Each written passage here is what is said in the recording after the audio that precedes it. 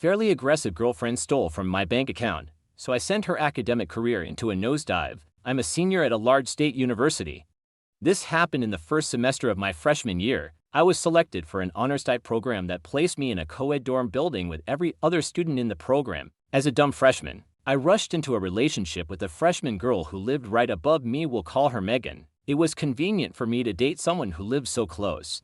But everyone else in our building hated Megan because she talked a lot, and almost exclusively about herself. She bragged often about being a fairly aggressive person, but somehow I overlooked that mile-wide red flag. Right after Thanksgiving break, at the end of an evening class, I got a call from my mom, who noticed some unusual activity on my checking account. Back then I had no credit card, so this account, debit card, was my only access to my savings while I lived on campus. I rarely needed to buy anything during the semester, so I was puzzled to find that $104.29 had left my bank account over 2 weeks in the form of 6 Grubhub food orders. At this point, I trusted Megan, but I decided to ask her about the money right away. She denied any involvement and suggested that I cancel my debit card.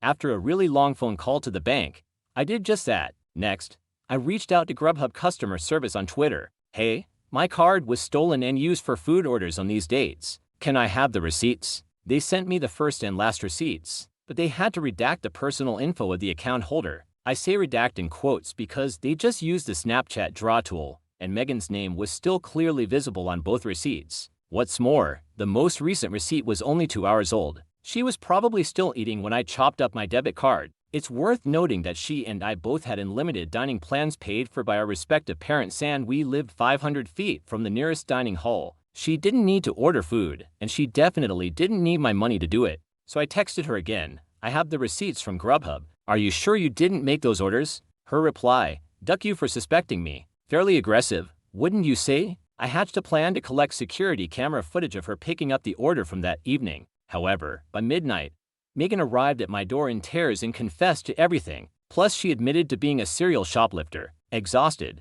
I sent her away and decided to deal with everything in the morning. By the next day, everyone in our building seemed to know what was going down, probably because Megan had already begun broadcasting her version of the story. I sent Megan a breakup text and decided that the $104.29 was a loss. At least I escaped unscathed, right? Well, less than 2 days later, she entered my room when I wasn't looking. I was sitting at my desk when I noticed her standing silently behind me. Megan, give me my stuff. Where's my stuff? Me?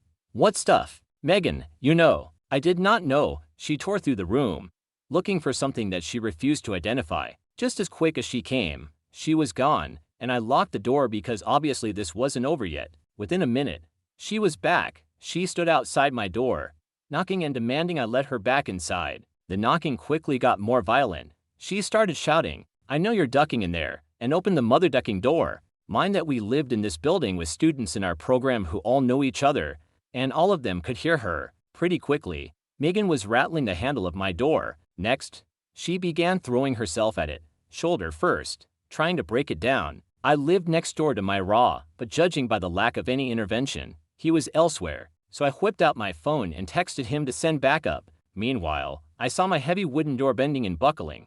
I even heard it crack a bit. My Raw resident assistant was on duty in another building, so he sent 3 of his colleagues to de-escalate the situation. They brought Megan downstairs, where she revealed that the stuff she wanted was just a t-shirt and keychain that she gave me for my birthday. Whatever, I let her have those. I still just wanted this to be over. However, once I shared my story with the resident life staff, they filed university paperwork to place a no-contact order between me and Megan. They also recommended I contact the campus police, who then told me I should get my stolen money back in small claims court. I couldn't even get there without a car or money to pay for an Uber. Sorry, Judge Judy. At the request of the campus police, I also contacted the Title X office at my school, sending them the story of everything you've read so far. They were interested to say the least, although I didn't want any trouble. I just wanted a clean breakup and a fresh start. But a Title X representative informed me that they were bringing 3 misconduct charges against Megan: theft, threatening, violent behavior, and inciting an intervention by university staff. The representative asked me to serve as a witness in Megan's disciplinary hearing the next semester. I tentatively agreed, right before the representative set the hearing date for February 14th,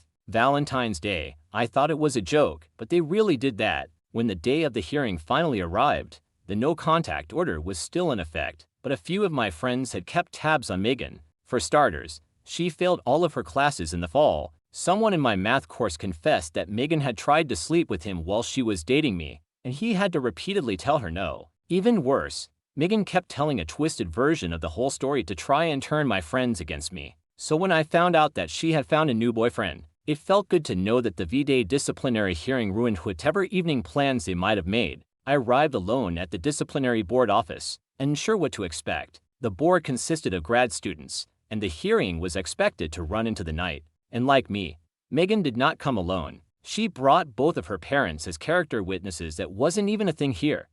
This wasn't a real courtroom, as you'll soon see, and that's not all. Megan's parents also paid a lawyer to defend her against the charges. The board knew that was unnecessary, but Megan's parents believed so strongly in their daughter's innocence that they had already paid this three-piece suit make her case. In the name of fairness, the board members offered me pro bono legal representation, a junior economics major, who we'll call Jimmy. Jimmy had already read my account of the events from the fall, and thanks to my screenshots of Grubhub receipts, he said there was an okay shot of the charges sticking. Then I told him something I'd kept secret for months. When Megan tried to break down my door and I whipped out my phone to text my raw, I also filmed the whole thing. Jimmy couldn't get enough of the video. Here was Megan, kicking and screaming and clearly trying to break into my dorm room. It was all the evidence I needed, and no one saw it coming. In the hearing, when the time came for me to make the case against Megan, Jimmy played the video on a big screen in front of everyone. The room went insane. In that instant, I realized that Megan really had convinced everyone I was the liar. In her version of the story, I gave her permission to buy food using my account. She told her parents that she'd asked me politely for her belongings, which I'd rudely hidden from her in my dorm room. In Megan's story, I was the sociopath trying to ruin her reputation. Before I unveiled the video, it was her word against mine. I still didn't want revenge.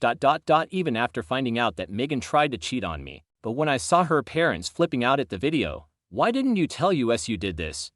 and her lawyer raising hell, this evidence was not provided in pre-trial disclosure, and a board member standing over him, "Sir, this is not a court of law. Please return to your seat," and him shouting objection, and her replying, "We don't have objections. This isn't a court of law." And Jimmy, my new best friend, just trying not to laugh out loud. That's when I realized how good revenge can feel when it's fair and deserved. The board found Megan responsible on all 3 charges. My side of the bench recommended the university terminate her housing contract and force her to pay restitution. Her side recommended only restitution and a reprimand. The board compromised.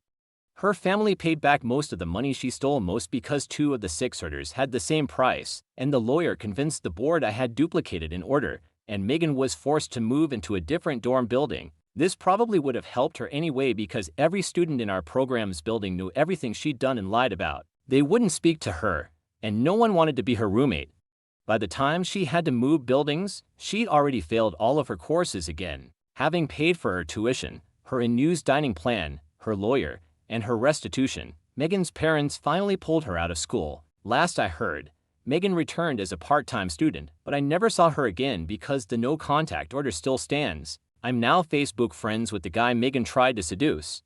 Oh, and Jimmy and I connected on LinkedIn. As for me, well, I no longer date fairly aggressive people.